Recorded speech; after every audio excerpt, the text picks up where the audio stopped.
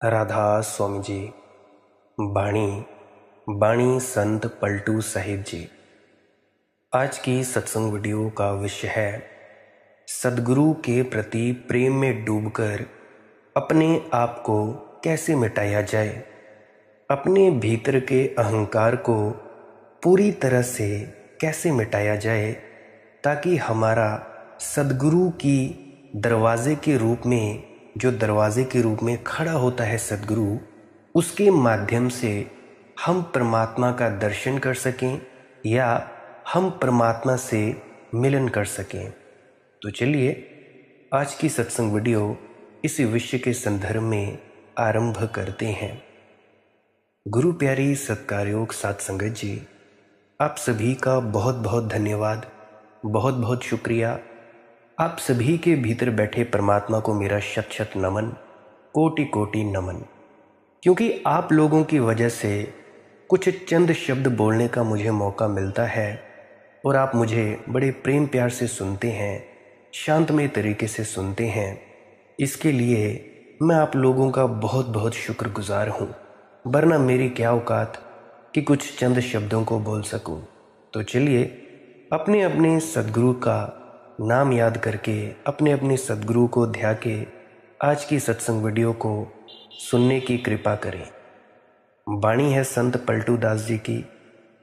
शीस उतारे हाथ से सहज आसकी नाही, सहज आसकी नाही खांड खाने को नहीं, झूठ आसकी करे मुल्क में जूती खाही, जीते जी मर जाए करे न तन की आशा, आशिक का दिन रात रहे सूली उब्र वासा। जीसस के वचन मुझे याद आ रहे हैं।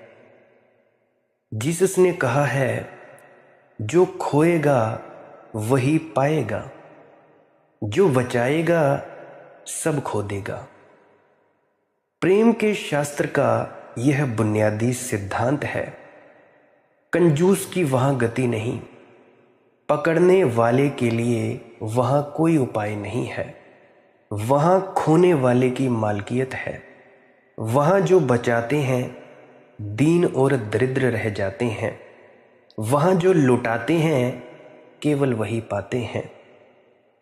प्रेम का जगत बड़ी उलटवासी है। संसार में गणित चलता है, प्रेम का गणित बड़ा उल्टा है। संसार में बचाओगे तो बचेगा। अभी जैसे तुम लोग पैसे को बचाते हो, संपत्ति को बचाते हो, पद प्रतिष्ठा मान सम्मान बचाते हो, तो तुम्हारा बचना जैसा मालूम पड़ता है, परंतु वो भी मृत्यु के समय नष्ट कर दिया जाता है। परंतु फिर भी संसार का एक एजेंडा है, संसार में बचाओगे तो बचेगा, परंतु प्रेम में लुटाओगे तो बचेगा। संसार में लुटाओगे तो दीन दरिद्र हो जाओगे, प्रेम में ना लुटाया तो दीन दरिद्र हो जाओगे। संसार से सत्य की दिशा बिल्कुल उल्टी है। संसार परमात्मा की प्रतिछाया है। जैसे कभी कभी किसी झील पर तुम खड़े हो और झील में झांक कर देखो तो ज़मीन पर तो तुम्हारे पैर नीचे हैं और सर ऊपर है, लेकिन झील में दिखाई पड़ेगा कि पैर ऊपर हैं और सर नीचे है। परमात्मा से संसार ठीक उल्टा है। संसार के गणित को उल्टा लो तो धर्म का गणित बन जाता है। आज के सूत्र बड़े बहुमूल्य हैं, उनका मूल्य नहीं आंका जा सकता। धर्म के शास्त्र की जो बुनियादी भित्ति है, इन्हीं सूत्रों की ईंटों से बनी है। इन्हें खूब भाव से ग्रहण करना, इनके रस में डूबना। बाणी का पहला पद है, शीस उतारे हाथ से सहज आसकी नाही। तुमने सदा सुना है कि भक्ति का मार्ग बड़ा सरल है। बात सच भी है और झूठ भी है। सच इसलिए कि जिन्हें प्रेम आ जाए उनके लिए भक्ति से सरल और क्या। झूठ इसीलिए कि प्रेम आना बड़ा कठिन है।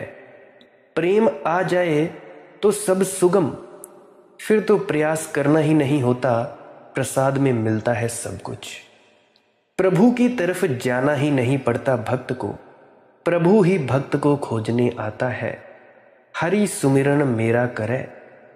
भक्त की स्मृति हरि को होने लगती है। भक्त तो भूल ही जाता है प्रेम में किसको याद रहती है। प्रेम की मस्ती में कौन हिसाब किताब रखता है, मंत्र का, पाठ पूजा का, प्रार्थना का, उपासना का। लेकिन परमात्मा स्मरण रखने लगता है। इधर भक्त का स्मरण भूलता है, उधर परमात्मा में स्मरण जगता है। और मज़ा तो तभी है जब हरि तुम्हारा सुमिरन करे। तुम ही सुमिरन करते रहे तो कुछ खास मज़ा नहीं। जब आग दोनों तरफ से लगे तभी प्रेम के फल पकते हैं। तो तुमने सुना है बहुत बार कि भक्ति बड़ी आसान है। तुमने ये भी सुना है कि कलयुग में तो भक्ति ही मार्ग है।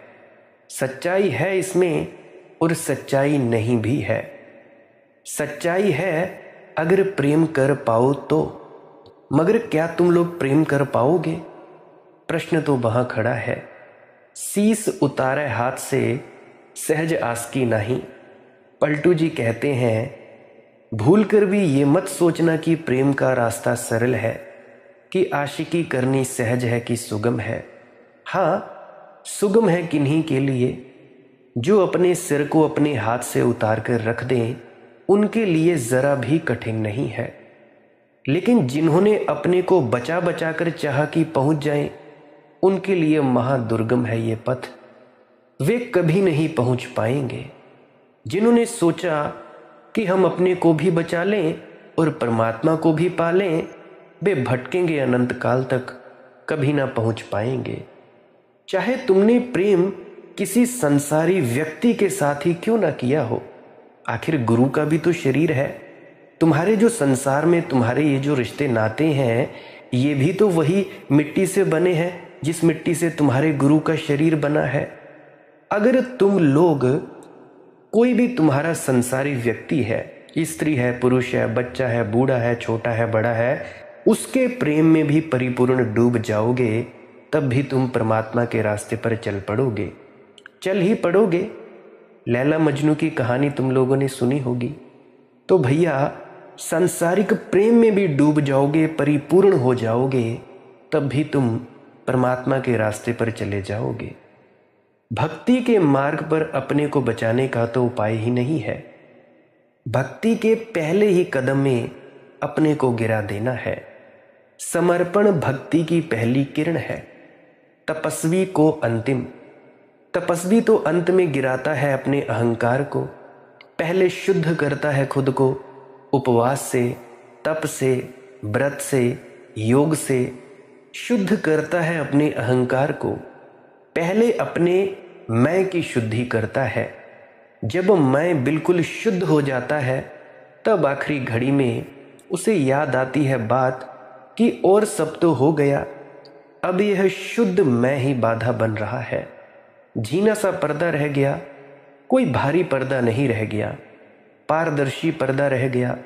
जैसे शुद्ध कांच हो, दूर से देखो तो पता चलता है कि दरवाज़ा खुला ही है।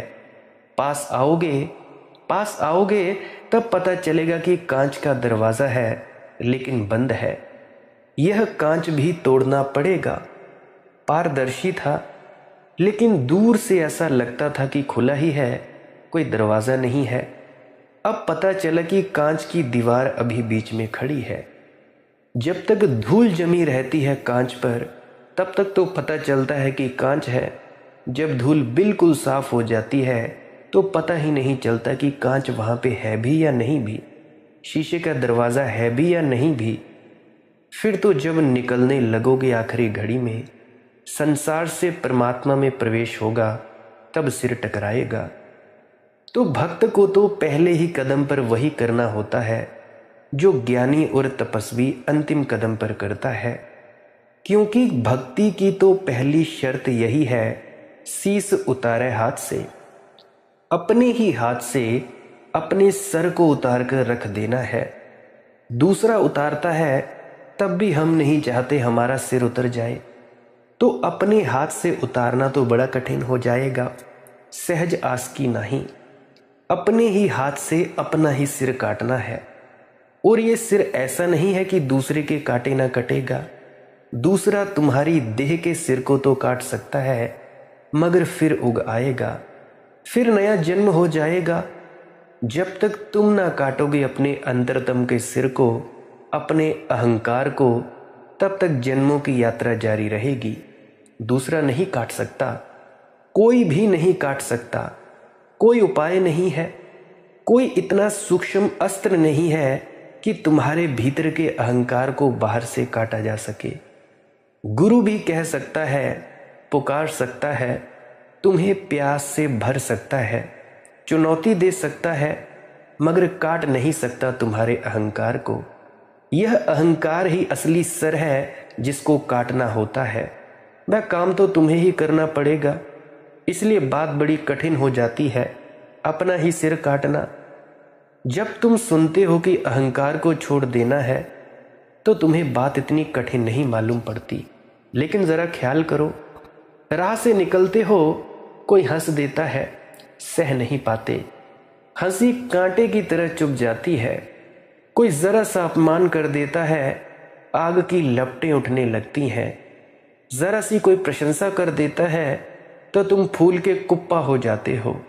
ये अहंकार जो दूसरे की ज़रा सी चोट से तिलमिला जाता है और बदला और प्रतिशोध लेने को तैयार हो जाता है, इस अहंकार को तुम स्वयं ही काट पाओगे, अपने ही हाथ से काट पाओगे। और जब तक ना काटो, तब तक पहली शर्त ही नहीं पूरी होती। प्रेम के मंदिर में प्रवेश नहीं होता। शीश उतारे हाथ से सहज आसकी नहीं, सहज आसकी नाही, खांड खाने को नाही, झूठ आसकी करे मुल्क में जूती खाही। ये कोई मिठाई नहीं है भक्ति, बड़ी मीठी है सच, मगर मिठाई जैसी सस्ती नहीं है। अपने को गंवाकर खरीदनी पड़ती है, इतना दाम चुकाना पड़ता है। अपने को गंवाकर मिलती है। ये कोई सस्ती शक्कर नहीं है कि घोल ली और पी ली 60 रुपये किलो।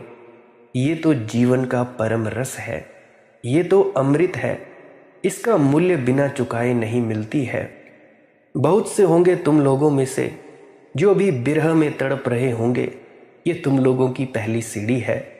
जो भी बिरह में तड़प रहे होंगे, उनको अगर वे भजन सिमरन नहीं भी करते तब भी कोई बात नहीं, तब भी उनको कोई ज़्यादा परेशानी लेने की बात नहीं है। क्योंकि जो व्यक्ति, जो इंसान, जो स्त्री और पुरुष अभी बिरह में तड़प रहा होगा या होगी, वह व्यक्ति 24 घंटे एकाग्रचित रहता है। उसका ध्यान 24 घंटे अपने प्रियतम में या प्रेयसी में लगा रहता है। तो वो व्यक्ति, उनको ज़्यादा मुशक्कत करने की ज़रूरत नहीं। परंतु एक बात है, अगर तुम लोगों में रत्ती भर भी अहंकार हुआ तो तुम लोग नहीं आगे जा पाओगे। अहंकार को ही देना है। अगर तुम लोग अपने अहंकार को छोड़ नहीं पा रहे हो तो जान लेना वो प्रेम नहीं है, वो मोह है। मोह में और प्रेम में बड़ा अंतर होता है। उस अंतर को तुम लोग ज़रा ठीक से समझ लेना। मोह क्या होता है? मोह ऐसे ही है जैसे तुम्हारे घर में एक पेड़ लगा है, एक पौधा लगा है, पौधे पर फूल खिला, तुम रोज़ पानी देते हो, पानी दिया, पौधे पर फूल खिला, तुमने फूल तोड़ लिया। क्या हुआ? फूल धीरे धीरे मुरझा गया, मुरझा गया और वो समाप्त हो गया। तुमने उस पौधे पर मालकियत जमाने की कोशिश की कि ये मेरा है। और दूसरी तरफ प्रेम, प्रेम क्या है? प्रेम है उसी फूल के पौधे को पानी देते जाना, देते जाना, देते जाना, और इसकी भी मांग नहीं रखना कि ये मेरा है या ये मेरी मालकियत है। नहीं, इसकी भी कोई परवाह, बस पानी देना है, बस रोज़ पौधे को देखना है, खिलते हुए फूल को देखना है। पौधा खिला कि तुम खुश हुए, तुम उस फूल को या पौधे को नुकसान पहुंचाने की कोशिश नहीं करते कि इस पर मेरी मालकियत हो जाए। तुम अपनी मालकियत उस पर डालने की कोशिश नहीं करते। अगर तुम दूसरे को स्वतंत्र रखोगे तभी तुम्हारा वो प्रेम हो जाएगा। अगर उस पर तुम मालकियत जमाओगे, ऐसा नहीं करना, वैसा नहीं करना, ये नहीं करना, वो नहीं करना, तुम ऐसे करो, तुम वैसे करो, तब भूल जाओ ये प्रेम नहीं है, ये मोह है, ये सिर्फ आकर्षण है और तो कुछ भी नहीं। किसी से भी तुम्हें हो सकता है। जब तुम किसी भी चीज़ की मांग नहीं रखते सामने वाले के प्रति और तुम वैसे ही खुश हो, सामने वाला खुश है तो तुम खुश हो, केवल तभी प्रेम फलीभूत हो सकता है, अन्यथा तो वो मोह ही होगा। सहज आसकी नाही, खांड खाने को नहीं, झूठी आसकी करे, मुल्क में जूती खाही। और सावधान रहना तुम सब, कहीं झूठे आशिक मत बन जाना। दुनिया में बहुत लोग झूठे आशिक बन जाते हैं। देखो, झूठी आशिकी बड़ी सरल है, उसमें कोई कठिनाई भी नहीं है, क्योंकि वह तो सिर्फ आवरण है, अभिनय है, एक्टिंग है। तुम भीतर से कुछ बदलते नहीं, ऊपर से एक वेश पहन लेते हो। झूठी आशिकी का अर्थ है अहंकार तो खोया नहीं और निरअहंकारी होने का दावा करने लगे। समर्पण तो किया नहीं और कहने लगे आपके चरणों की धूल। शरीर को तो झुका दिया और भीतर अकड़े रहे, खड़े रहे। तो झूठी आशिकी अगर तुमने की तो भाई पूरी दुनिया में जूती खाओगे, जो कि बिल्कुल सरल है। यही तो झूठ की खूबी है कि झूठ बड़ा सरल है, इसीलिए तो इतना प्रलोभन झूठ में है। इसीलिए तो लोग झूठ के जाल में पड़ जाते हैं, क्योंकि झूठ सरल है। सत्य कठिन मालूम पड़ता है, सत्य कीमत मांगता है, झूठ कीमत नहीं मांगता। झूठ कहता है जो चाहो मुझसे ले लो, मैं कोई कीमत मांगता ही नहीं, मैं तो तुम्हारे साथ हूँ। सत्य कहता है जो चाहो ले लो, मगर मेरी कीमत चुका दो। लेकिन सत्य को जब तुम कीमत चुका देते हो तो तुम्हें उत्तर में कुछ मिलता है। झूठ को तुम कीमत तो चुकाते नहीं, मिलता कुछ भी नहीं, और झूठ बोलने के बाद तुम्हें 1000 तरह से कीमत भी चुकानी पड़ती है। झूठ बोले कि फंसे, कीमत चुकानी पड़ेगी और मिलेगा कुछ भी नहीं। यह झूठ की तरकीब है। वह कहता है कीमत कुछ भी नहीं, मुफ्त मिल रहा हूँ। यह गंगा बही जा रही है, हाथ धो लो, तुम क्यों खड़े हो? कुछ मांगता भी नहीं, ऐसे ही मुझे ले लो, अंगीकार कर लो, मैं तुम्हारा धन्यवादी रहूँगा। और इतना सरल है, सामने से गंगा बह रही है, क्यों नहीं धो लेते हाथ? तुम्हें लगता है कि चुकाना कुछ है नहीं, ले ही क्यों ना लें? लेकर फंसेगे, ऐसे फंसोगे जैसे मछली फंस जाती है आटे के मुंह में कांटे से। मछली तो आटे के लिए ही आती है। जब कोई मछुआ अपने जो लटकाने वाला होता है, मछली मारने वाला, अपनी डंडी पर लटका कर बैठ जाता है, नदी तट पर बैठता है आटा लगाकर, उसकी जो रस्सी होती है, तो कोई मछलियों को आटा खिलाने के लिए नहीं बैठता है, कांटा खिलाने के लिए बैठता है। लेकिन कोई कांटा मछली सीधा तो लेगी नहीं, कोई मछली इतनी मूड नहीं है, तो आटे में छिपाना पड़ता है कांटे को। मछली तो धोखे में कांटा ही खा लेगी, सोचेगी आटा मिल रहा है, परंतु मिलेगा कांटा। ऐसे ही झूठ ही कहता है कुछ भी खर्च नहीं करना पड़ेगा, तुम्हारा लगता क्या है, ना हल्दी लगे ना फटकरी, रंग चोखा हो जाए। ऐसे ही हूँ, मिल रहा हूँ मुफ्त, ले लो। तुम ले लेते हो, फिर खूब कीमत चुकानी पड़ती है। अभी जैसे शुरू में जियो आई, जियो की सिम आई, शुरू में तुम लोगों को फ्री में डेटा दिया, इंटरनेट कनेक्शन दिया, फ्री में तुम्हें बहुत सारा 4G डेटा दिया, और आज जियो की कीमत देखो कितने रुपए का रिचार्ज है। तो भैया, अगर तुम लोगों को कोई चीज़ मुफ्त में मिल रही हो तो याद रखना तुम ही उसका बेचने वाले हो। You are the thing to be sold. उसमें कोई कुछ बेच नहीं रहा है, परंतु तुम ही ग्राहक ही बिकने वाला है। तो भैया, ये बात बड़ी ज़्यादा खतरनाक है। अगर तुम्हें कीमत चुकानी पड़ती है तो जन्मों जन्मों तक कीमत चुकानी पड़ती है, क्योंकि एक झूठ को बचाने के लिए फिर दूसरा झूठ बोलना पड़ता है, दूसरे झूठ को बचाने के लिए तीसरा बोलना पड़ता है, फिर श्रृंखला लग जाती है। और जैसे जैसे झूठों की कतार बढ़ती जाती है, वैसे वैसे फांसी लगती जाती है। अब सर्व तरफ से तुम उलझे। अब वह जो तुम बोल चुके हो उसको बचाने के लिए और बोलो। और ध्यान रखना कि झूठ को सच से नहीं बचाया जा सकता। झूठ को सिर्फ झूठ से ही बचाया जा सकता है। असल में छोटे झूठ को बड़े झूठ से बचाया जा सकता है। इसीलिए एक छोटा सा झूठ बोलो और देखो कि महीने भर के भीतर तुम बड़े झूठ बोलने लगे। उस एक छोटे से झूठ को बचाने के लिए और बड़ा घर बनाना पड़ा, और बड़ा घर। धीरे धीरे तुम पाओगे तुम्हारी सारी जीवन की व्यवस्था झूठ हो गई। तुम असत्य हो गए, और तुम जब असत्य हो जाओगे तो तुम खो गए। बिना कुछ पाए मूल्य चुका दिया। अपनी संपदा भी गई और हाथ भी कुछ ना लगा। ये बात मेरी समझ लेना। झूठ कहता है खर्च कुछ भी नहीं होगा, बस मुझे मुफ्त ले लो, ऐसे ही भेंट में आता हूँ। सत्य कहता है खर्च बड़ा है, तुम्हें अपने को चुकाना होगा और मुफ्त में नहीं मिलता हूँ। लेकिन अगर तुम सत्य की कीमत चुकाओ तो सत्य ज़रूर मिलता है। ये विरोधाभास है। झूठ बड़ा कुशल है, प्रलोभन देता है। सत्य सीधा साफ साफ साफ कह देता है ये कीमत लगेगी, इस कीमत से कम में नहीं होगा। झूठ आसकी करे मुल्क में जूती खाही। तो इस संसार में भी जूते पड़ेंगे अगर झूठा प्रेम किया। क्या मतलब है जूते पड़ने से? इस जीवन में भी दुख ही दुख रहेगा। यहाँ भी अगर झूठा प्रेम किया तो भी तुम्हारे जीवन में रसधार ना बहेगी, फूल ना खिलेंगे, तुम्हारे जीवन में कोयल ना कूकेगी, कोई वीणा ना बजेगी। तुम्हारा जीवन एक अंधकार का जीवन होगा जहाँ कभी सूरज ना उगेगा। इस जगत में भी और उस जगत में भी जूती खानी पड़ेगी, क्योंकि यहाँ ही प्रेम ना कर पाए साधारण मनुष्यों को, स्त्रियों को, पुरुषों को प्रेम ना कर पाए तो परमात्मा को कैसे करोगे भैया? साधारण प्रेम में पूरा अहंकार मांगा भी नहीं जाता। साधारण प्रेम तो कहता है थोड़ी विनम्रता, थोड़े झुको। साधारण प्रेम पूरी आत्मा मांगता भी नहीं, मांग भी नहीं सकता।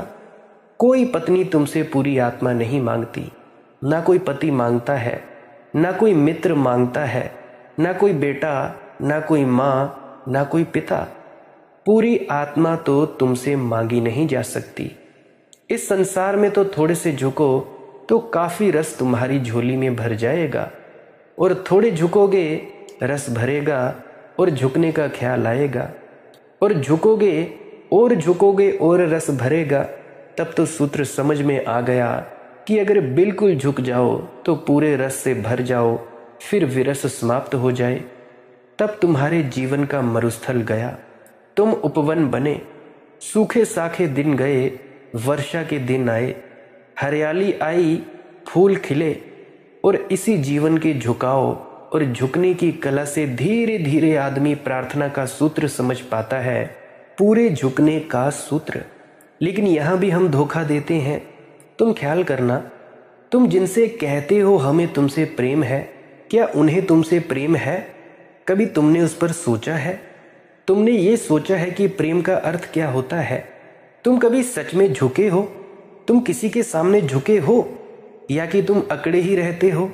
अगर तुम अकड़े ही रहते हो तो तुम खाली ही रहोगे, सूखते जाओगे। तुम्हारा जीवन संगीत प्रकट ही ना हो पाएगा। निश्चित दुख पाओगे बहुत, पीड़ा और कांटे, नरक में जियोगे। प्रेम जहाँ नहीं वहाँ नरक है।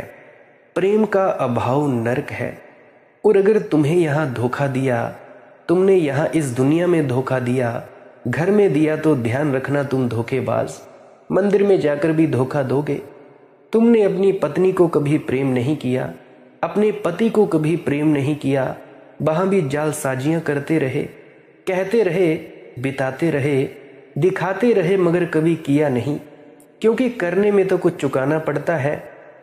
एक दूसरे का शोषण करते हो और कहते हो प्रेम, एक दूसरे को गुलाम बनाने की चेष्टा में लगे हो और कहते हो प्रेम, एक दूसरे की छाती पर बैठ गए और कहते हो प्रेम, एक दूसरे के लिए फांसी बन गए हो और कहते हो प्रेम, एक दूसरे की स्वतंत्रता नष्ट कर दी है और एक दूसरे का जीवन तुम्हारे कारण कारागृह में पड़ा गया है और कहते हो प्रेम। फिर इसी प्रेम की भाषा को समझे समझे एक दिन मंदिर जाते हो, वहां भी सिर झुकाते हो, वहां भी असली सर नहीं झुकता, वहां भी सब पाखंड चलता है। तुमने कभी देखा, अगर मंदिर में तुम जाओ और अकेले हो तो जल्दी पूजा खत्म हो जाती है, जल्दी प्रार्थना इत्यादि, क्योंकि कोई देखने वाला ही नहीं है तो सार भी क्या है। परमात्मा से कुछ प्रार्थना हो नहीं रही। लेकिन जिस दिन मंदिर में जलसा हो, बहुत लोग आए हों, उस दिन आरती देर तक उतरती है। उस दिन बड़े तुम भाव विभोर होकर प्रार्थना गाते हो, शब्द गाते हो। उस दिन तुम्हारी आंखों में आंसू बहते हैं, सब प्लास्टिक के आंसू। उस दिन तुम लोगों को दिखा रहे हो। मैंने सुना है इंग्लैंड की महारानी चर्च गई, उसका जन्मदिन था और जन्मदिन पर वह चर्च में जाती। उस दिन वहां बड़ी भीड़ थी, हजारों लोग चर्च में आए थे। महारानी ने चर्च के प्रधान पुरोहित को कहा, लोगों की अभी भी धर्म में श्रद्धा है, इतने लोग आए हैं। चर्च का पुरोहित हंसा और उसने कहा, देवी कभी बिना खबर किए आए, ये कोई भी नहीं यहाँ आते, ये आपको देखने आए हैं। इनको परमात्मा में कुछ लेना देना थोड़ी है, कोई परमात्मा में लेना देना नहीं है। आदमी मंदिर में भी जाता है तो उसके आयोजन प्रयोजन होते हैं। मंदिर में भी निखालिस हृदय से नहीं जाता। हाँ, कभी ज़रूरत होती है तो जाता है, पत्नी बीमार, बेटा बीमार, तो प्रार्थना कराता है, मगर मतलब होता है तब। और मतलब से कहीं मजहब का जन्म हुआ है, स्वार्थ से कहीं सत्य का जन्म हुआ है, हेतु से कहीं प्रेम जन्मा है। प्रेम तो अहेतुकी है। तो तुम यहाँ भी झूठ, फिर धीरे धीरे यही झूठ तुम्हारी प्रार्थनाओं में भी झलकना स्वाभाविक है। तो तुमने जो बाजार में किया है वही तो तुम मंदिर में करोगे। तुम तो तुम ही हो ना। तुम अचानक बाजार में चलते हो, जूते उतारे मंदिर के दरवाजे पर, तुम सोचते हो एकदम तुम जूते उतार कर हाथ पैर धोकर मंदिर में जब प्रवेश करने लगते हो तो तुम बदल जाते हो। तुम कैसे बदल जाओगे? तुम अखंड बह रहे हो, तुम वही हो। गंगा उतरी पहाड़ से, चली बहती तो काशी पर आकर अचानक पवित्र थोड़ी हो जाती है कि काशी के घाट पर आई और पवित्र हो गई और काशी का घाट छूटा और फिर अपवित्र हो गई। या तो पवित्र रहती है पहले ही से, या फिर कभी पवित्र नहीं होती। जीवन में अचानक, अनायास, अकारण तो कुछ भी नहीं घटता। श्रृंखलाएं हैं। तुम मेरे पास आए, तुम आए ना। तुम्हारे भीतर तुम्हारा सारा बाजार, तुम्हारा घर, तुम्हारे संबंध, तुम्हारे रिश्ते नाते, तुम्हारा सारा अतीत तुम्हारे भीतर आकर बैठ गया है। जब तुम मुझे सुनने लगे तो तुमने जिस ढंग का जीवन जिया है उसी ढंग से तुम मुझे भी सुनोगे। ये स्वाभाविक भी है। तो जिसने प्रेम में झूठ किया वह जूती खाता है। पलटू साफ कह देते हैं। देखो, संत शिष्टाचारों की बातों में नहीं पड़ते, औपचारिक बातों में नहीं पड़ते, साफ कह देते हैं, सहज आसकी नाही, खांड खाने को नहीं। झूठ आसकी करे, मुल्क में जूती खाही। फिर जूते खाने हो तो तैयार रखना, झूठ प्रेम करना। यहाँ भी जूते पड़ेंगे, वहाँ भी जूते पड़ेंगे। संसार में भी दुख पाओगे और दूसरे संसार में भी दुख पाओगे। सुख तुम पा ही ना सकोगे। कम से कम एक चीज तो सच रहने दो, कम से कम प्रेम को तो सच रहने दो। जीते जी मर जाए, करे न तन की आशा। आशिक का दिन रात रहे, सूली का वासा। मरते तो सभी हैं, मरना तो सभी को है, कोई भी बच तो सकेगा नहीं। फिर आशिक में, प्रेमी में, भक्त में और साधारण संसारी में क्या फर्क है? संसारी मजबूरी में मरता है, मारा जाता है तब मरता है। मौत जब आकर घसीटती है तब मरता है।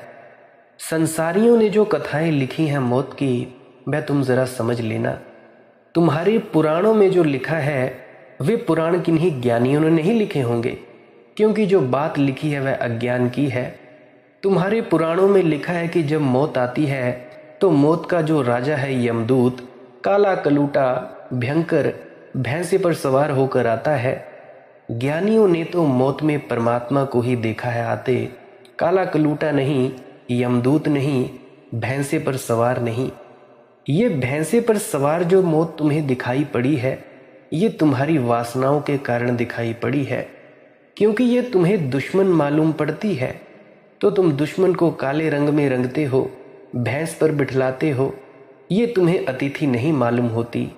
इसके साथ तुम अतिथि का संबंध नहीं बनाते, शत्रु का संबंध बनाते हो। आ रही है और तुम्हें जिंदगी से जबरदस्ती ले जाएगी। तुम जबरदस्ती ले जाए जाते हो, इसीलिए भैंसों की जरूरत पड़ती है, यमदूतों की जरूरत पड़ती है। तुम्हें घसीटा जाता है, तुम्हें जबरदस्ती खींचा जाता है। तुम इस किनारे को जोर से पकड़ते हो, तुम छोड़ते ही नहीं। मरते दम तक तुम छोड़ते नहीं। तुम इस शरीर को पकड़ते हो, मोह को पकड़ते हो, माया को पकड़ते हो। क्योंकि तुम्हारी ये दृष्टि पकड़ने की है, इसीलिए मौत तुम्हें लगती है छुड़ाने आ रही है।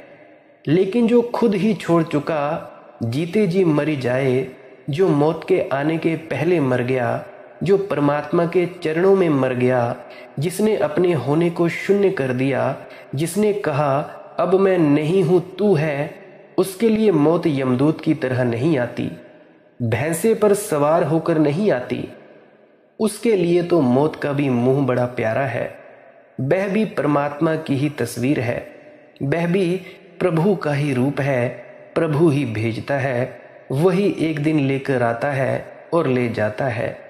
लेकिन ये तो तभी संभव है, मृत्यु में तुम्हें परमात्मा तभी दिखाई पड़ेगा। मृत्यु तुम्हारी समाधि जैसे आनंद से तभी भरेगी जब तुम जीते जी मर जाओ। यही फर्क है एक भक्त में और संसारी में। संसारी भी मरता है, भक्त भी मरता है। संसारी बेमन से मरता है, अनिच्छा से मरता है, मारा जाता है। संसारी की हत्या होती है, भक्त मौत से मरता है, स्वयं मर जाता है। वह कहता है जो हाथ से छूट ही जाना है उसे मैं छोड़ ही क्यों ना दूं। जब छूट ही जाना है तो पकड़ना क्या, फिर ये पकड़ने की और व्यर्थ की झंझट क्यों करूं। जो मुझसे ले ही लिया जाएगा उसे देने का मजा क्यों ना ले लूं, उसे बांट क्यों ना दूं, उसे परमात्मा के चरणों में पहले ही क्यों ना चढ़ा कर रख दूं कि जब तुम आओगे ही और ले ही लोगे तो इतना मौका मैं क्यों खोऊं कि तुम्हारे चरणों में खुद रख दिया, चढ़ा दिया, अर्पण कर दिया। जीते जी मर जाए, करे न तन की आशा। तन की आशा हो तो फिर तो जीते जी कैसे मरोगे, फिर तो पकड़ोगे। मौत आ जाएगी तो भी धकाओगे, कहोगे अरे थोड़ी देर रुक जा। यमदूतों से डॉक्टरों को लड़वाओगे कि तुम ज़रा लड़ो, भैंसे को ज़रा हटाओ, मुझे थोड़ी देर और जी लेने दो। ऐसे बहुत से मरीज़ हैं जो वस्तुतः मर चुके हैं, ज़बरदस्ती जीते हैं, अस्पतालों में लटके हैं, टांगे उल्टी सीधी बंधी हैं, ऑक्सीजन दी जा रही है कि ग्लूकोज के इंजेक्शन दिए जा रहे हैं, होश भी नहीं है, महीनों से अटके पड़े हैं। अमेरिका में तो बड़ा विचार चलता है कि क्या करना। कुछ लोग तो ऐसे हैं कि महीनों सालों तक इस तरह से ही अटके रहते हैं। इनको मरने देना कि इनको बचाने की कोशिश रखना, और डॉक्टर ये भी कहते हैं कि इनको बचाने का कोई मतलब नहीं है। अब ये करीब करीब मरे हुए हैं, जबरदस्ती ये यमदूत को धकाए हुए खड़े हैं। बीच में लगा दिया है ऑक्सीजन का सिलेंडर और ग्लूकोज के इंजेक्शन और दवाइयों की लंबी कतार कि यमदूत अपने भैंसे को लेकर घुस नहीं पाते। इनको बचाना कि मरने देना, क्योंकि ये जीवित भी नहीं है और मरे भी नहीं है। आदमी का मोह ऐसा है जीवन से कि भाई वो छोड़ता नहीं है। तन की ऐसी आशा है थोड़ी देर और जी लूं, एक दिन और सही, एक दिन सही तो भी और सही, एक क्षण ही सही तो और सही। मरते वक्त अगर तुमसे पूछा जाए कि एक दिन अगर और जी सकोगे तो क्या कहोगे? तुम कहोगे फिर क्या बात है, एक दिन और जी लेने दे। और इतने दिन तुमने गवाए और कभी कुछ नहीं पाया, अब एक दिन और जीकर क्या करोगे? तुम्हें कभी जीवन के सत्य दिखाई पड़ते हैं या नहीं दिखाई पड़ते? भक्त वही है जिसने देखा कि इस जीवन में कुछ मिल तो रहा नहीं है, ऐसे नाहक धक्का धुक्की हो रही है, यहाँ से वहाँ फेंके जा रहे हैं, कहीं कुछ मिलता तो है नहीं, कोई मंजिल तो हाथ आती नहीं। इस जीवन को अपने ही हाथ से चढ़ा दे, जीते जी मर जाए, करे न तन की आशा। आशिक का दिन रात रहे सूली पर वासा। और आशिक तो वही करता है, आशिक तो वही है जो कहता है कि जब बुला लो उसी वक्त तैयार हूँ, क्षण भर देर ना होगी, बोरिया बिस्तर भी बांधने के लिए समय ना मांगूंगा, तैयारी ही रखी है। रोज रात भक्त जब सोता है तो कहकर ही सोता है कि उठा लेना रात, तो मैं तैयार हूँ। सुबह जब उठता है तो चौंकता है कि आज भी नहीं उठाया, तो चलो आज दिन में जिंदगी में चलाते हो तो चल लूँगा। हर सुबह नई और हर सांझ सोचकर सोता है कि आखिरी रात आ गई। ऐसी भक्त का तो दिन रात सूली पर वासा होती है। वह तो सूली को सिंहासन बना लेता है, और यही तो जीवन की सबसे बड़ी कला है कि सूली सिंहासन हो जाए। अक्सर तो ऐसा होता है कि हम इससे उल्टी कला जानते हैं, हम सिंहासन को भी सूली बना लेते हैं। तुम देखो, सिंहासन पर बैठे लोग सूली पर लटके हुए मालूम पड़ेंगे। पैसे के ढेर पर बैठे जाते हैं और जीवन सिर्फ दुख है, घाव की तरह है। पद के बड़े ऊंचे सिंहासन पर बैठ जाते हैं, प्रधानमंत्री हो जाते हैं, लेकिन उनकी हालत बड़ी खराब है, क्योंकि चारों तरफ से कोई उनकी टांग खींच रहा है, कोई उनका पैर खींच रहा है, कोई उन्हें धक्का लगा रहा है। क्योंकि दूसरों को भी बैठना है इसी सिंहासन पर, सूली लग जाती है। पद पर पहुंचकर ही लोगों को पता लगता है, पहले पता ही नहीं चलता। पद पर पहुंचकर ही पता चलता है कि ये तो बड़ी मुसीबत है।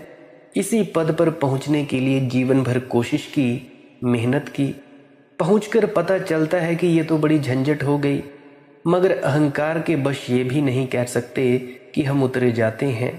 अब जिंदगी भर इसी दांव पर लगाया था, अब उतरे भी कैसे? जिंदगी भर लड़े कि सिंहासन पर पहुंच जाएं।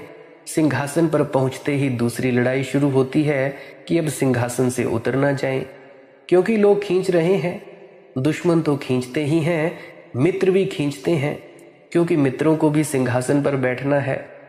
सिंहासन पर बैठा आदमी सूली पर लटक जाता है। ये तो संसारी की हालत है, लेकिन भक्त की हालत ठीक इससे उल्टी है। भक्त को कुछ कला आती है, वह सूली पर लटक जाता है और सूली सिंहासन बन जाती है। जिसने मौत को अंगीकार कर लिया, उसके लिए इस जगत में दुख रह नहीं जाता, मौत रह ही नहीं जाती। मौत को अंगीकार किया कि मौत मिटी। तुम लोग डरते हो कि बेटा मुझे डर लग रहा है, आगे ऐसा ना हो जाए, मैं अगर वापस ना आई तो क्या करूं? अब बेटा क्या करे? देखो भैया, मौत को अंगीकार किए बिना मौत मिटती नहीं। सच में नहीं मरोगे, कोई नहीं मरा है। अभी तुम्हारे सामने बातचीत कर रहा हूँ। तुम्हारे जितने भी गुरु हैं, सच्चे गुरु हैं, वो अंदर गए, अंदर जाने के बाद फिर से बाहर आए, और जब बाहर आए तो 30-30, 40-40 साल उन्होंने प्रचार किया। अमृत चाहिए हो तो मृत्यु को स्वीकार कर लेना, जीते जी मर जाए करा ना तन की आशा। आशिक का दिन रात रहे सूली पर वासा। उसे तो एक ही धुन लगी रहती है, उसे तो एक ही याद बनी रहती है। उसके भीतर तो एक ही जिक्र, एक ही स्मरण, एक ही सुरती चलती रहती है।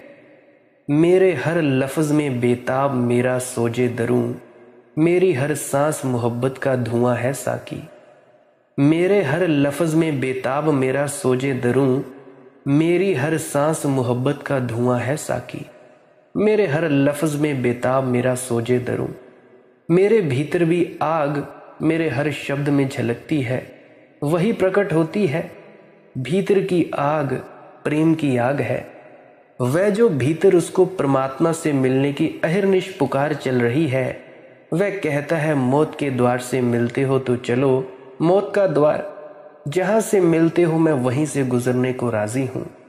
मेरे हर लफ्ज में बेताब मेरा सोजे दरूं, मेरी हर सांस मोहब्बत का धुआं है साकी।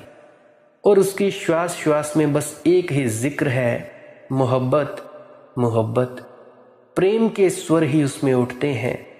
मोहब्बत एक तपिश ए नातमाम होती है, मोहब्बत एक तपिश ए नातमाम होती है। न सुबह होती है इसकी, न शाम होती है। मोहब्बत एक तपिश ए नातमाम होती है। ये तो एक ऐसी आग है, यज्ञ की अग्नि, जो कभी समाप्त नहीं होती, जलती ही रहती है। न सुबह होती है इसकी, न शाम होती है। भक्त को पता ही नहीं रह जाता धीरे धीरे कि कब जवानी आई, कब गई, कब बुढ़ापा आया, कब गया, कब जिंदगी आई, कब मौत आई, कुछ पता नहीं रह जाता। उसे तो एक ही धुन रहती है, उसके भीतर तो एक ही इकतारा बजता रहता है, प्रभु के प्रेम का। जीवन से मिले तो जीवन, मौत से मिले तो मौत, सुख से मिले तो सुख, दुख से मिले तो दुख, उसका और कोई चुनाव नहीं है। मान बढ़ाई खोया, नींद भर नाही सोना, तिल भर रक्त ना मांस, नहीं आशिक को रोना। सूख जाए शरीर, हड्डी हड्डी रह जाए, तो भी उसे पता नहीं चलता। उसके भीतर बस प्रभु का स्मरण चलता रहे, वही उसका जीवन है, वही उसकी एकमात्र आशा है। मान बढ़ाई खोया, नींद भर नाही सोना। वह सब मान बढ़ाई भी खो देता है। जब अहंकार ही चढ़ा दिया चरणों में, तो अब उसे क्या फिक्र। मीरा ने कहा है, लोक लाज खोई। नाचने लगी मीरा सड़कों पर। राजघर से थी, राजरानी थी, और मेवाड़ की। घूंघट से बाहर ना निकली होगी कभी, किसी ने चेहरा तक ना देखा होगा कभी। फिर नाचने लगी रास्तों पर, पागलों की तरह दीवानी। लोक लाज खोई, चिंता ही ना रही, उसके चरणों में रख दिया सब। अब अपनी चिंता क्या रही, अब चिंता करे तो वही करे। मान बढ़ाई खोए, नींद भर नाही सोना। भक्त को नींद कहाँ, शरीर सो जाए, भक्त के भीतर राम की धुन तो चलती रहती है। शरीर पड़ा रहे नींद में, थक जाता है तो सो जाता है, लेकिन अंदर भक्त की सुरती नहीं थकती, वहां तो सतत धार बहती रहती है।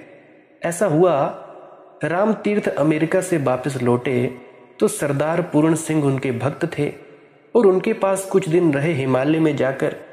एक रात सरदार पूर्ण सिंह को नींद नहीं आ रही थी, कुछ चिंता में पड़ रहे होंगे। रोज तो सो जाते थे, तो एक चमत्कार देखने से वंचित रह गए। उस रात नींद नहीं आई तो बड़ी हैरानी हुई। पहाड़ पर एकांत में बना हुआ ये बंगला था, यहाँ आसपास कोई आता भी नहीं, रात तो कोई आ भी नहीं सकता। राम तीर्थ हैं और पूर्ण सिंह हैं, बस दोनों कमरे में हैं, और उन्हें सुनाई पड़ने लगा कि राम राम की कोई धुन कर रहा है। राम राम राम राम इसका कोई पाठ कर रहा है। तो उठे, जाकर बरामदे में चक्कर लगाकर आए। बाहर देखकर आए कि कोई भी नहीं है, और जब बाहर गए तो हैरानी हुई कि बाहर कुछ आवाज़ धीमी हो गई, और जब भीतर आए तो आवाज़ फिर बढ़ गई। तो वे थोड़े और चकित हुए। सोचा कि कहीं स्वामी राम तीर्थ तो राम राम नहीं जप रहे हैं, तो पास जाकर देखा। पास गए तो आवाज़ और बढ़ गई, और पास जाकर देखा तो वे सो रहे हैं। वे तो गहरी नींद में हैं, फिर ये आवाज़ कहाँ से आ रही है। सिर के पास गए, पैर के पास गए, हाथ के पास गए, कान लगाकर शरीर से देखा सुना तो समझ में आया, पूरा रुआ रुआ राम राम कह रहा है। इस बात की संभावना है, ये घटना घट सकती है, अगर प्रभु के सुमिरन में ऐसी डुबकी लग जाए कि तुम भूलो ही ना, तो तुम्हारे अचेतन में भी गूंज चलती रहेगी। तुम्हें भी होती है यह घटना, तुम्हें ख्याल में नहीं रहती। अब तुम रुपए की बात सोचते सोचते सो जाओ तो रात रुपए का ही तो सपना देखते हो ना। रात तुम वही देखते हो जो दिन भर चलता रहा था मन में, वही तो व्यापार फैल जाता है। रात तुम भी तो बड़बड़ाते हो, तुम्हारी बड़बड़ाहट बता देगी कि तुम दिन भर क्या सोचते रहे थे। कोई झगड़ने लगता है रात की नींद में, गालियां बकने लगता है रात की नींद में, ये तो रोज घटता है। तो दूसरी बात भी घट सकती है, जो 24 घंटे अहिर्निश परमात्मा का स्मरण कर रहा है, ये स्मरण इतना गहन हो जाए कि जब शरीर सो जाए तब भी भीतर गूंजता रहे। मंत्र के स्मरण के 4 तल हैं। एक तल, जब तुम होठों का उपयोग करते हो, कहते हो राम राम राम, या जो भी तुम जप करते हो, होठों का उपयोग किया तो ये शरीर से है। सबसे उथला तल, सबसे छिछला तल है। पर यहाँ से शुरू करना पड़ता है, क्योंकि शुरुआत तो उथले से ही शुरू करनी होती है। फिर होंठ तो बंद हैं और तुम भीतर कहते हो राम राम सिर्फ मन में। ये पहले से थोड़े से और गहरा हुआ, लेकिन मन में भी कहते हो तो कहते तो हो ही। मन के यंत्र का उपयोग करते हो। पहले शरीर के यंत्र का उपयोग करते थे, अब मन के यंत्र का उपयोग करते हो। फिर तुम उसे भी छोड़ देते हो। तुम राम कहते नहीं, तुम राम को अपने आप उठने देते हो। तुम नहीं कहते, शांत बैठ जाते हो। जिसने बहुत राम राम जपा है, पहले होंठों से जपा, फिर मन से जपा, वह अगर शांत बैठ जाए, जब भी शांत होगा तो अचानक पाएगा कि उसके भीतर कोई जप रहा है, राम राम राम का जप हो रहा है। वह कह नहीं रहा, अपनी तरफ से कहने की अब कोई चेष्टा नहीं है। अब तो कोई जप रहा है, तुम सुनने वाले हो गए, कहने वाले ना रहे। यह तीसरा तिल है। और एक चौथा तल है। जब राम पूरा फूल की तरह खिल जाता है तो तुम्हारा समस्त यंत्र, जीवन यंत्र, शरीर, तन मन सब इकट्ठा उसी धुन से गूंजने लगते हैं। ऐसी ही किसी घटना में पूरन सिंह को सुनाई पड़ा होगा राम का निद्रा में प्रभु स्मरण। मान बड़ाई खोए नींद भर नहीं सोना, तिल भर रक्त न मांस नहीं आशिक को रोना। आशिक को शिकायत तो होती नहीं, कोई शिकायत नहीं होती है, ना तो आशिक गुस्सा करता है। चाहे तिल भर रक्त मांस न बचे, शिकायत आशिक जानता ही नहीं, धन्यवाद ही जानता है। भूलकर भी उसके भीतर शिकायत नहीं उठती, कोई शिकायत नहीं उठती। जैसा है बिल्कुल ऐसा ही होना चाहिए, जैसा है ठीक है, तथाता भाव होता है। दर्द भी होता है, पीड़ा भी होती है, तो भी वह कहता है धन्य भाग मेरे, आज कल से बहुत कम है। वह धन्यवाद का रास्ता खोज लेता है। उनके अल्ताफ का इतना ही फुसूं काफ़ी है, कम है पहले से बहुत दर्दे जिगर आज की रात। उनकी कृपाओं का जादू इतना ही क्या कम है, उनके अल्ताफ का इतना ही फुसूं काफ़ी है। इतनी ही उनकी कृपा बहुत, इतना ही उनका जादू चमत्कार बहुत। कम है पहले से बहुत दर्दे जिगर आज की रात, पहले से दर्द बहुत कम है। धन्यवाद। दुख में और पीड़ा में भी वह सुख का कोई सूत्र खोज लेता है। तुम उल्टे हो, तुम्हें सुख भी मिलता हो तो तुम शिकायत का कोई कारण खोज लेते हो। तुम कहते हो हाँ ठीक है, गुलाब का फूल तो है, लेकिन इतने कांटे हैं, इनके बाबत क्या। हाँ ठीक है, जिंदगी में कभी कभी रोशनी भी आती है, लेकिन एक दिन और दोनों तरफ तो रात है, इनके बाबत क्या। तुम कभी भी शिकायत से बच नहीं पाते। सुख भी मिले तो उसके पास भी शिकायत की बाढ़ खड़ी होती है। आशिक का मतलब है अब शिकायत क्या। जिसको प्रेम किया उससे गलत हो सकता है, ये बात ही क्या उठानी। उससे गलत हो ही नहीं सकता। प्रेमी जानता ही नहीं कि दुख हो सकता है, दुख में भी उसे सुख है। तिल भर रक्त ना मांस नहीं आशिक को रोना, मान बड़ाई खोए नींद भर ना ही सोना। इसीलिए अपने रोने की कथाएं लेकर मंदिर मत जाना, मत जाना भूलकर मंदिर मस्जिद गुरुद्वारा शिकायत लेकर, अन्यथा तुम गए ही नहीं। शिकायत ही ले जानी थी तो जाना ही नहीं। जिस दिन कोई शिकायत ना हो उसी दिन जाना। जिस दिन मन में कोई शिकायत का भाव ना हो, अपूर्व धन्यवाद उठ रहा हो, अहो भाव जग रहा हो, तुम्हारे मन में कृतज्ञता का भाव गहरा रहा हो, उस दिन जाना। उसी दिन पहुंचोगे। पलटू बड़े बेवकूफ बे आशिक होने जाहीं, शीस उतारे हाथ से सहज आशिकी नाही। बड़ा अद्भुत वचन है। पलटू कहते हैं सुन लो पक्की बात, ये पागलों का काम है, बेवकूफ़ों का काम है आशिकी में पड़ना, क्योंकि अपने को गंवाना पड़ता है। होशियार हो, इस तरफ चलना ही मत।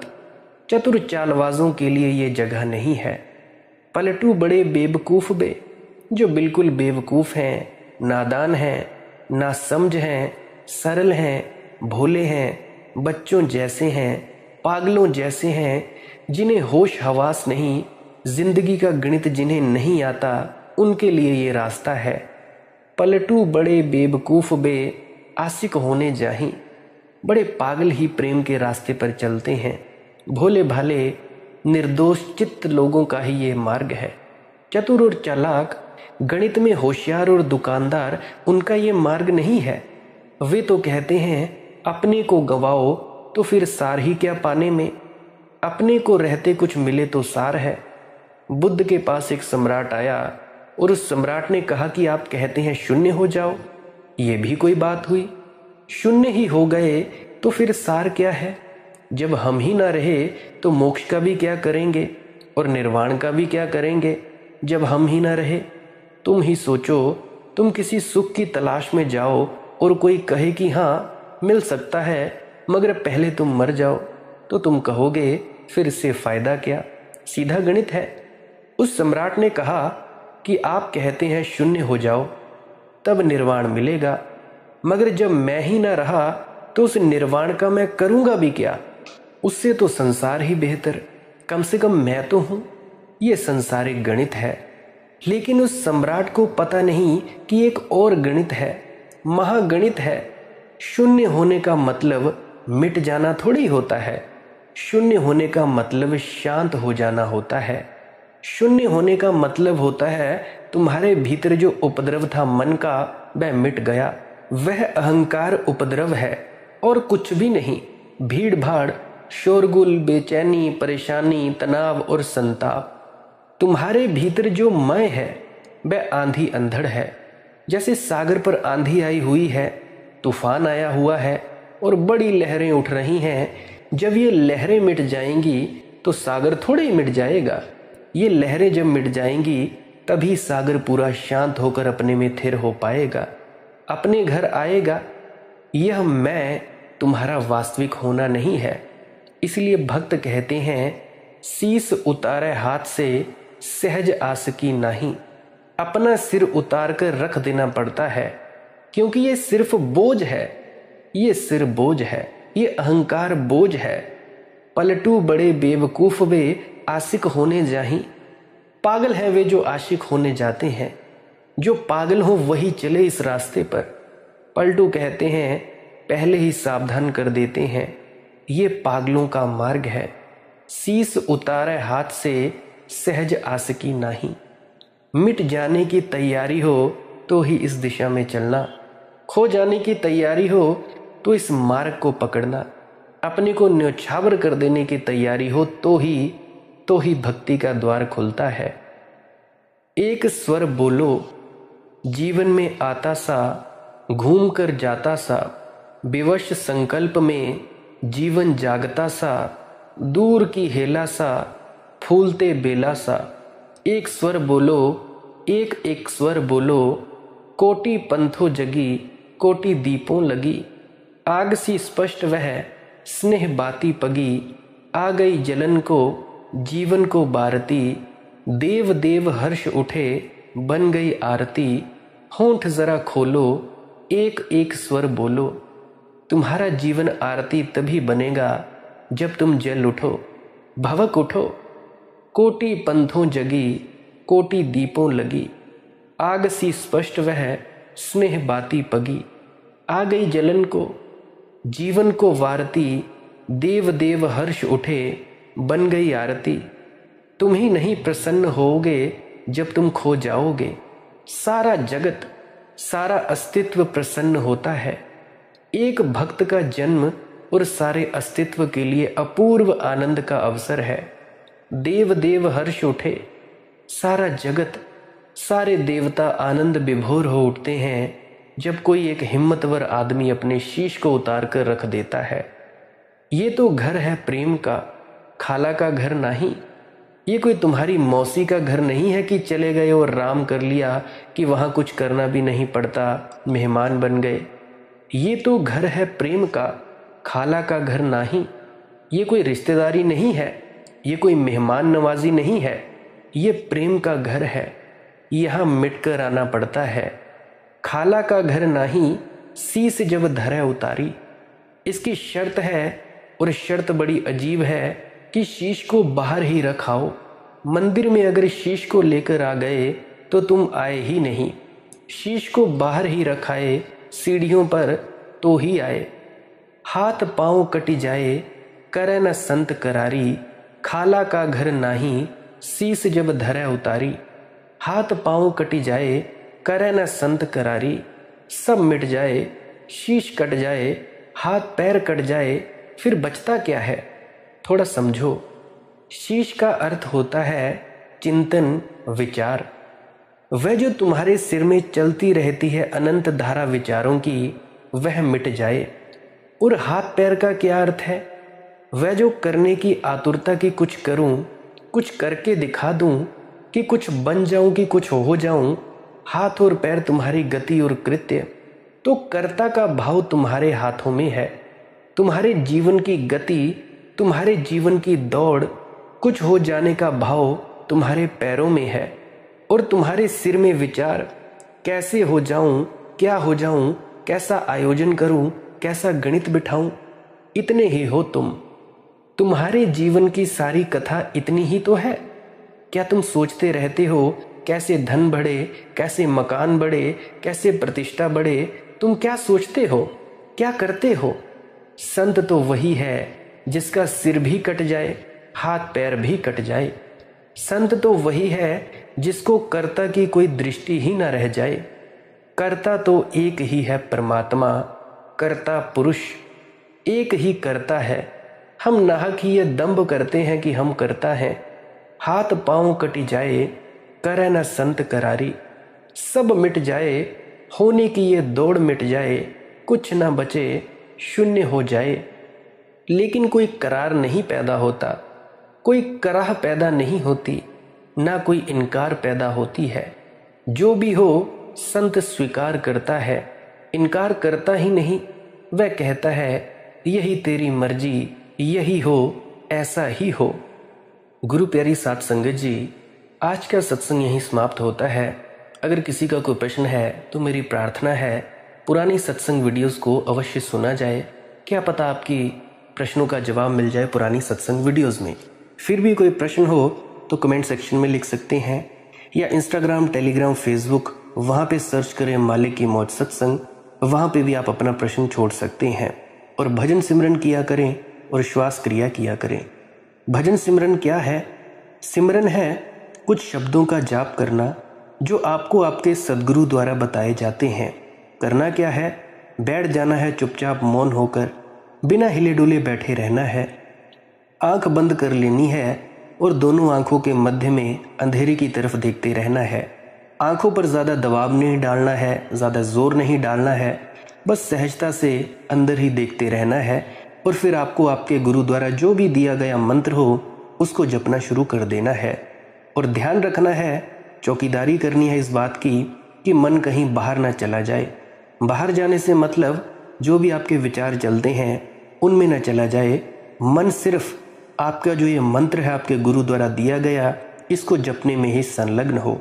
जब धीरे धीरे मन काबू में आ जाता है, काबू में आने से मतलब 70-80 हज़ार विचारों के न चलते एक ही विचार अंदर गूंजता रहे, जैसे राम राम राम राम, ओम नमः शिवाय, ओम नमः शिवाय, या जो भी मंत्र आपको आपके गुरु द्वारा दिया गया है, जैसे ही आप जपते रहते हैं तो उससे आपका मन एकाग्रचित हो जाता है। इससे आपका शरीर भान मिट जाता है, हल्का हल्का महसूस होता है। सिमरन के शब्दों को जपते समय आप अपने सद्गुरु को भी ध्यान में ले सकते हैं, उनकी शक्ल को ध्यान में ले सकते हैं, ताकि आपके अंदर जो भी गुण आपके सद्गुरु के हैं वो आ जाएं। अगर नहीं करना तो तब भी कोई बात नहीं। अब इसके आगे दूसरा कदम है, दूसरी सीढ़ी है। दूसरी सीढ़ी क्या है? सिमरन के शब्दों का जाप बंद कर देना है। आपने शब्द धुन को सुनना है और प्रकाश की तरफ देखते रहना है। सिमरन के शब्दों को बिल्कुल जपना बंद कर देना है। इस प्रकाश को और शब्द धुन को ही सुनते जाना है और लीन हो जाना है।